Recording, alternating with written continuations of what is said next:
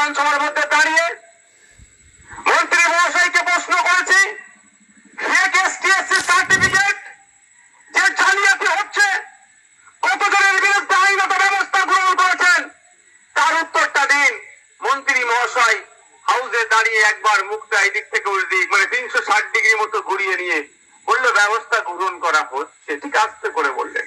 আমি আবার রিপিট করলাম, কতজনের বিরুদ্ধে ব্যবস্থা গ্রহণ করেছেন বলুন। আদিবাসী প্রেমী আপনি, কথা বলেন তো আপনার সরকার, উত্তর দিতে পারেন। আমি বিধানসভার মধ্যে দাঁড়িয়ে মন্ত্রী মহাশয়কে বলেছিলাম, মুখ্যমন্ত্রীকে বলেছিলাম যে আপনি আদিবাসীদেরকে খুব ভালোবাসেন বলছেন, কিন্তু 3টে অর্থবর্ষে লাগাতার 3টে বছর যদি আমি দেখি আদিবাসীদের ছেলে মেয়েদের উচ্চশিক্ষায় শিক্ষিত হওয়ার জন্য যে হোস্টেলের ফ্যাসিলিটি আছে, 3 বছরে একটা নতুন কেন হোস্টেল তৈরি করতে পারেননি? সেই জন্যই তো লক্ষ্মীটাকে বলছেন থানার অফিসাররা যে নওশাদ সিদ্দিকী না আসে। কারণ কি, নওশাদ সিদ্দিকী এসে পয়েন্টে পয়েন্টে কথা বলবে, আর তৃণমূলের দুর্নীতিগ্রস্তদের জয়েন্টে জয়েন্টে ব্যথা লাগবে। শুধু নামটা আসতে আদিবাসী ভালোবাসা, নামটা আসতে মুসলমানদের ভালোবাসা।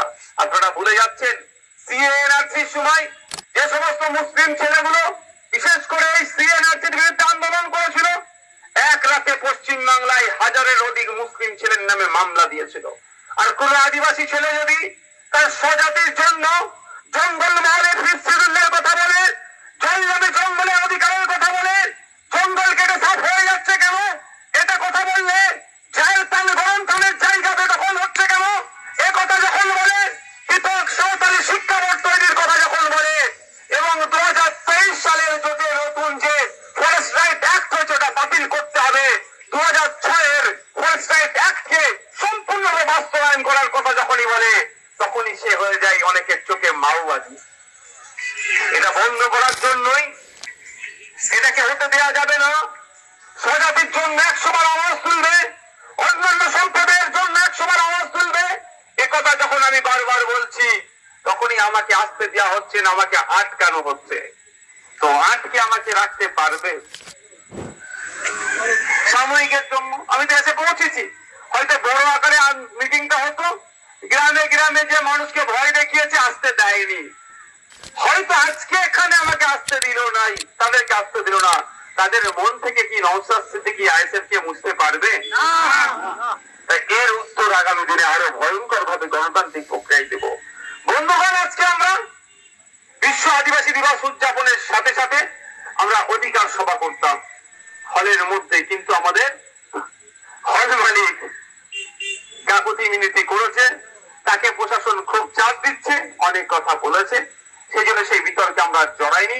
রাজপথে দাঁড়িয়ে গোয়ালতোড়ের জঙ্গলের পাশে দাঁড়িয়ে আমরা আজকে আমাদের অধিকার সভা করব।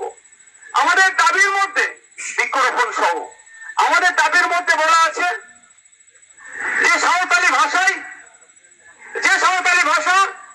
2003 সালে সম্ভবত 3 সালে 22শে ডিসেম্বর শিডিউলের মধ্যে অ্যাডাপ্ট হয়েছিল, গ্রহণ করেছিল। 22টি যে ভাষা আছে সরকার স্বীকৃত ভাষা, তার ভাষার মধ্যে একটি ভাষা। রাজ্য সরকার বারবার, কেন্দ্র সরকার বারবার আদিবাসী প্রেমী বললেও, আদিবাসীদের পক্ষ থেকে রাষ্ট্রপতি বানিয়ে দিল, আদিবাসীদের পক্ষ থেকে রাজ্যের মন্ত্রী বানিয়ে দিল, প্রকৃত অর্থে আদিবাসীদের যে সমস্যাগুলো সমাধান তো দূরের কথা, সেইগুলোকে নোটিশ করা হয়নি। 2014 সালে ভার্জিনিয়াস জার্ভা কমিটির একটা সুপারিশ ছিল, একটা কমিটির একটা রিপোর্ট ছিল। সেই রিপোর্টে আদিবাসীদের ডেভেলপমেন্টের জন্য কি কি করতে হবে, ঠিক আপনার সাচার কমিটির রিপোর্টে যে ধরনের মুসলমানদের ডেভেলপমেন্টের জন্য যা যা প্রস্তাব ছিল, 2014-তে আদিবাসীদের ডেভেলপমেন্টের জন্য ওই প্রস্তাব করে রাখা হয়েছিল। কিন্তু রাষ্ট্রপতি দিয়েছেন আদিবাসী সম্প্রদায়ের পক্ষ থেকে, মন্ত্রী দিয়েছেন আদিবাসী সম্প্রদায়ের পক্ষ থেকে, কিন্তু আদিবাসীদের প্রকৃত উন্নয়ন হোক এটা একবারের জন্য তারা চায়নি। তাই আমি বিধানসভার মধ্যে দাঁড়িয়ে যে যদি পশ্চিম বাংলায় বাংলা ছাড়া অন্য কোন মিডিয়াম থাকতে পারে, কেন আদিবাসীদের স্বার্থে পৃথক সাঁওতালি শিক্ষা বোর্ড হবে না, এ দাবি আমি কিন্তু করেছি। আজকে দাঁড়িয়ে আপনাদের গোয়াল করে এই দাবি করতাম, এটা হয়তো বেশি মানুষকে সাথে নিয়ে এই শাসক ভাই পেয়েছে, শুধু আদিবাসী দিবস উদযাপন চলে গেলে হবে না, আদিবাসীদের সুযোগ সুবিধা যেগুলো আছে সেগুলোকেও বাস্তবায়ন করতে হবে।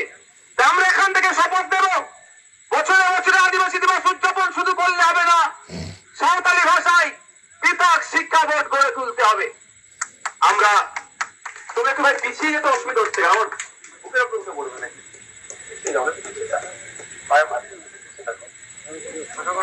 আমাদের কি দাবি ছিল যে ফিফথ শিডিউল ফুল ফ্লেজে বাস্তবায়ন করতে হবে।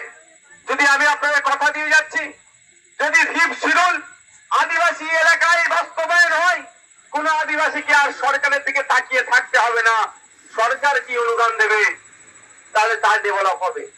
বরঞ্চ আদিবাসী ভাইরা চাইলে তাদের এলাকা থেকে যে রাজস্ব হচ্ছে সেই রাজস্বের একটা অংশ সরকারকে চালনা করতে দিতে পারে।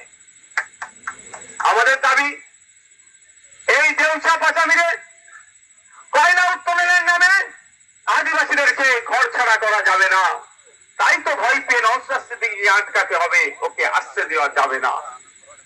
আমাদের দাবি, আজকে দেখবেন আমাদের পাড়া আমাদের সমাধান বলে গল্প শোনাচ্ছে, কিন্তু এই সিস্টেমটা আদিবাসী সম্পদের দীর্ঘকাল ধরে আসছে। আমাদের পাড়ায় আমরা সমাধান করব গ্রাম সভার মাধ্যমে।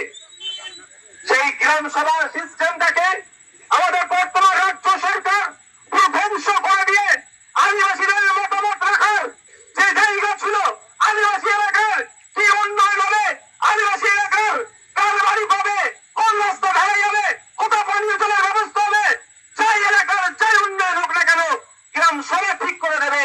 এত ভালো সিস্টেমটাকে তৃণমূল এসে ধ্বংস করে দিয়ে এখন গল্প শোনাচ্ছে আমার পাড়া আমার সমাধান। মানে আগে থেকে যেটা ছিল সেটাকে ধ্বংস করে দিল, এখন লুটে খাওয়ার জায়গার ব্যবস্থা করে দিচ্ছে। আমাদের আজকে এই দাবি ছিল আজকে আদিবাসী দিবস উদযাপনে, যে গ্রাম সভাকে আবার পুনরায় চালু করতে হবে, সংবিধান অনুযায়ী আদিবাসীদের যে ক্ষমতা সেটাকে বাস্তবায়ন করতে হবে।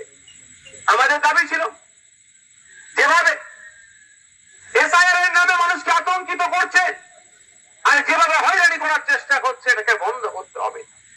আমাদের বেশ গুরুত্বপূর্ণ দাবির মধ্যে একটা দাবি ছিল, 2023 সালে কেন্দ্র সরকার এক আইন নিয়ে এসেছিল, ফরেস্ট রাইট অ্যাক্ট 2006 অ্যামেন্ডমেন্টের নামে, যেখানে জলজমি জঙ্গলের স্বাভাবিক অধিকার আদিবাসীদের ভাইদের, সেখানে জঙ্গলের অধিকার খর্ব করার অপচেষ্টা চালানো হয়েছে, খর্ব হয়েছে ওই আইনে। তাই আজকে আমরা বিশ্ব আদিবাসী দিবস উদযাপন প্রাককালে আমরা কেন্দ্র সরকারকে বার্তা দিতে চাই, অবিলম্বে 2006 সালের ফরেস্ট রাইট অ্যাক্টকে ফুল ফ্লেজে বাস্তবায়ন করা হোক এবং 2023 সালের আইনকে প্রত্যাহার করা হোক। যেভাবে আমরা তার কেন্দ্র সরকারের বিরুদ্ধে আন্দোলন চালিয়ে যাচ্ছি, ওয়াকফ সংশোধনী আইন 2025 বাতিলের জন্য আগামী দিনে আমরা আদিবাসী মুসলিম সম্প্রদায় পিছড়ে বর্গের মানুষ ঐক্যবদ্ধ হয়ে কলকাতার রাজপথে ইন্ডিয়ান সেকুলার ফ্রন্টের ছায়াতলে যেমন ওয়াকফ সংশোধনী আইন প্রত্যাহারের জন্য আন্দোলন করছে, একইভাবে 2023 সালে ফরেস্ট রাইট অ্যাক্টকেও প্রত্যাহারের জন্য আমরা আন্দোলন চালাবো। এটাই ভয় পাচ্ছে, সেই ভয় পেয়ে আমাদের নেতৃত্বদের কি বলছে, মামলা দেব। আমি একটা কথা বলবো, আমি ব্যক্তিগত আক্রমণে আমি যাই না আর যাবো না, তবে একটা কথা একটু মিলিয়ে নেবেন, এতটুকু শুধু মিলিয়ে নেবেন, এখানকার যিনি ওসি স্যার আইসি স্যার আছেন তার সার নেমটা আর বাপিদার সার নেমটা একটু মিলিয়ে নেবেন। কি বলছি বুঝে আসছে না? খুলে বলতে হবে, খুলে বলতে হবে নাকি?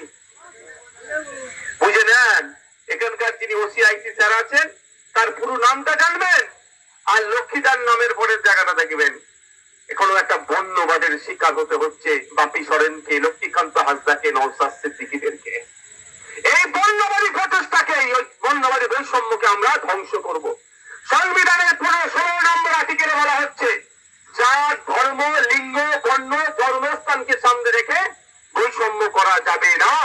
তারপরেও কিভাবে এই বৈষম্যের শিকার আমরা হচ্ছি। দুর্ভাগ্য আমাদের মধ্য থেকে, আদিবাসী সম্প্রদায়ের মধ্য থেকে, মুসলিম সম্প্রদায়ের মধ্য থেকে, দলিত সম্প্রদায়ের মধ্য থেকে, পিছিয়ে বর্গের সম্প্রদায়ের মধ্য থেকে আমরা প্রতিনিধি পেয়েছি, কিন্তু আমাদের মুখকে তারা বন্ধ করে রেখেছে। এখানকার প্রতিনিধি গিয়ে বিধানসভায় বলতে পারছে না যে আপনার ফরেস্ট রাইট অ্যাক্ট 2023 কে বাতিল করার জন্য আমাদের রাজ্যের বিধানসভায় প্রস্তাব গৃহীত হোক, এ কথা বলার সাহস দেখাতে পারছে না। এখানকার প্রতিনিধি গিয়ে বিধানসভায় জোর করে বলতে পারছে না যে আদিবাসী সম্প্রদায়ের যা মানুষ আছে পশ্চিম বাংলায় তার থেকে বেশি প্রায় 1.5 কোটির অধিক এসটি সার্টিফিকেট কিভাবে প্রদান করা হলো এর তদন্ত করা হোক। যারা নন এসটি তারা কেন এসটি কোটায় চাকরি করবে? কদিন আগে রেড়ে করে উঠলো, দেখলাম মুসলিম সম্প্রদায়ের একজন মানুষ সে এসটি কোটায় চাকরি করছে। তার উচ্চবর্ণের মানুষ ব্যানার্জি টাইটেল, দাস টাইটেল, রহমান তার শেষে লেখা, তারা আদিবাসী কোটায় চাকরি করছে কেন? এটা বন্ধ করতে হবে। ওদেরকে কে চাকরি দিলে তাদের বিরুদ্ধে ব্যবস্থা গ্রহণ করতে হবে।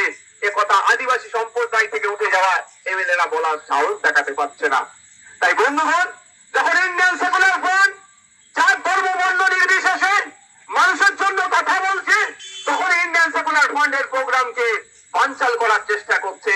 আপনারা ভুলে গেলে হবে না, উত্তর দিনাজপুরের, দক্ষিণ দিনাজপুরের চোপড়াতে আপনার চাপড়াতে যখন আদিবাসী সম্প্রদায়ের 34 থেকে 35টা বাড়িকে ঘুরিয়ে দিয়েছিল, তাদের খাবার কিছুই ছিল না, তৃণমূল আশ্রিত দুষ্কৃতীরা, তখন কেউ গিয়ে পৌঁছায়নি।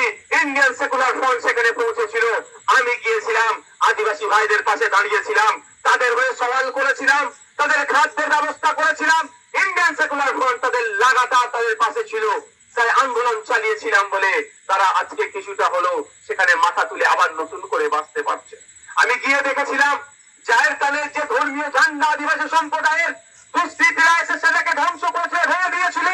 এতটাই আতঙ্কিত হয়ে গেছিল আদিবাসী সম্প্রদায়ের সেই ভাইগুলো, সেই জাহের তালের ঝান্ডাটাকে নতুন করে লাগাবার সাহস পাচ্ছিল না। আমি দাঁড়িয়ে থেকে আদিবাসী সম্প্রদায়ের ভাইদেরকে বলেছিলাম, যিনি মাঝি বাবা ছিল, মাঝি বাবাকে বলেছিলাম, আমি দাঁড়িয়ে আছি, আপনি আপনার ধর্মীয় ঝান্ডা লাগান। কোন বেটা আছে দেখছি ভাঙতে আসছে, তার হাতটাকে আমি ঘুরিয়ে দেবো। কারণ সংবিধান বহির্ভূত যে কাজ করবে তাকে আমি ছেড়ে কথা বলবো না। তাই বন্ধুগণ, এটা বলার জন্যই বলছি না যে আমাকে আপনারা ভোট দেবেন। এটা বলার কারণ এটাই, পশ্চিম বাংলার বিধানসভায় 18টি আদিবাসী সমাজের এমএলএ আছে, একাধিক এমপি আছে, একাধিক মন্ত্রী আছে, কিন্তু আমাদের দুর্ভাগ্য, আদিবাসীদের দুরবস্থা কথা যেখানে আইন তৈরি হয় সেখানে গিয়ে বলার লোক নাই। আমাদেরকে আগামী দিনে আইএসএফ থেকে হবে এটা বলছি না, ইচ্ছা হলে হবে, না হলে দেবেন না, কিন্তু আগামী দিনে আপনাদেরকে আপনাদের হয়ে বলার লোককে আইনসভার মধ্যে পাঠাতে হবে। না হলে কি হবে, ওই আপনারা হই হই করলেন, আদিবাসী সমাজ হোক আর মুসলিম সমাজ হোক, এমএলএ 1,21,000 টাকা মাসে মাইনে পেয়ে যাবে।